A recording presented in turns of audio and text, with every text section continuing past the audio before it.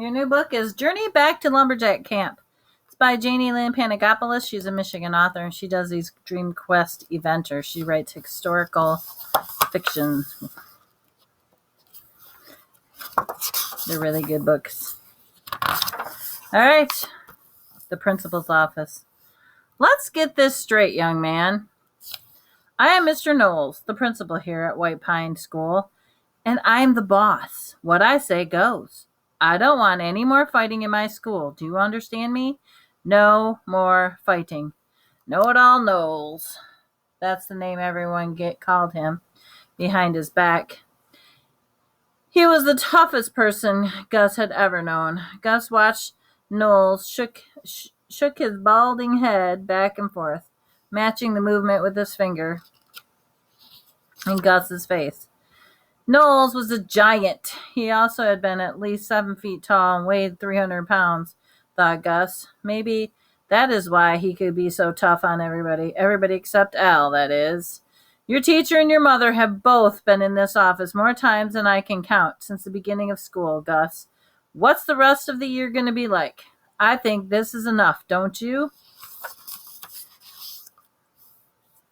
Do you have anything to say for yourself, young man? Mr. Knowles asked as he squatted down and stared into Gus's face. Avoiding the stare, Gus looked at the floor and shook his head no. This is so unfair, he thought. It's all Al's fault. That jerk. He's always giving me a hard time. Always trying to get me in trouble. If my dad was still around, he'd take care of him. It's not fair, Gus said, thinking out loud. What's that, Gus? What did you say?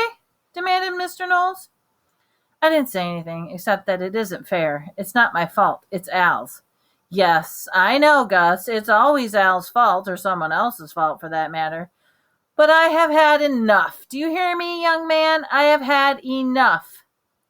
Mr. Christie, do you have anything to say? Mr. Christie, who was Gus's favorite teacher, leaned against Knowles' desk and stared hard at Gus. Mr. Christie was cool. He liked Gus and always treated his mom really nice, too. Well, Gus, Christie said as he rubbed his hand over his black bushy mustache. The only thing I have to say is I know that you have been trying hard in class this year. You turn in your homework assignments, you participate in class discussions, and I have no complaints about your behavior except around Al. I think you're a smart kid, Gus, and you have a mother who really cares about you and your schoolwork. If you think Al is causing you so much trouble, I suggest you stay away from him. You and Al are always looking for some way to pick on each other. As long as neither of you will tell us what's going on between you two, we can't help you. Just then a school bell rang, rattling hard against the wall, breaking the serious mood for the principal's office and giving everyone a start.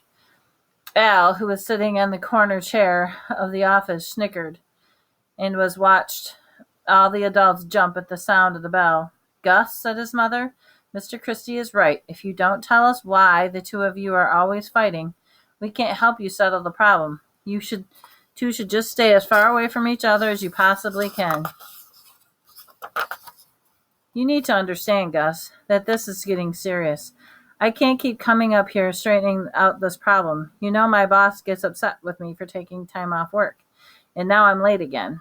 Don't you understand? If this is an emergency, it would be different. But this is silly stuff.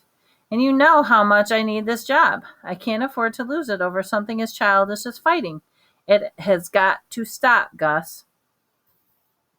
Gus looked up at his mother. He understood, and he understood all too well. It had been really hard on them since the divorce. All his mom did was work.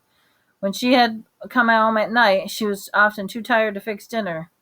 How could he tell her that Al always made fun of Gus's family and their lack of money? That would really hurt her feelings. You'll have to excuse me, interrupted Mr. Christie. I have to get to my class. The kids will be waiting. Mrs. McCarty, I wouldn't worry too much about Gus. He's a good kid. He just needs some new friends. How about it, Al? What do you think? Mr. Christie directed his question to the brown-haired, brown-eyed Al, the troublemaker who was swinging his legs back and forth, not paying much attention. Al shrugged his shoulders and adjusted himself in his seat. There, caught ya, thought Gus. Mr. Christie, my bud, he really watches out for me. and he knows Al is a jerk. Mr. Christie smiled at Gus's mother. Any time you would like me to sit down and talk, I'll make time for you. I understand how difficult it must be for the two of you right now. I'm here if you need my help. Just call. Annie McCarty smiled at Mr. Christie. It would seem nice to have someone offer help and understanding. Gus, Al, don't be too late. We have something planned for class today. Mr. Knowles, is there anything else? No, Tom. Go ahead. Your class will be waiting. Mr. Christie opened the office door, smiling back at Annie McCarty, and left quietly. Gus, you're lucky to have a teacher like Tom Christie on your side. He's a good teacher. You'd be a smart young man to take his advice. Well, Mrs. McCarty, I suppose there's no need to hold you up any longer, continued Mr. Knowles. I hope we won't have to do this again, right, Gus? Same goes for you, Al. I know you always seem to be in the wrong place at the wrong time with this guy. I'll talk to your parents tonight at the Board of Education meeting. They'll be coming, won't they? Yes, sir. They never miss a meeting when you know you want them there. Al beamed and smiled at Mr. Knowles, who smiled back in satisfaction. This will be the last time I speak to you about fighting, Gus. The next time I will have to suspend you for 3 days. Then your mother really will have to take some time off her job.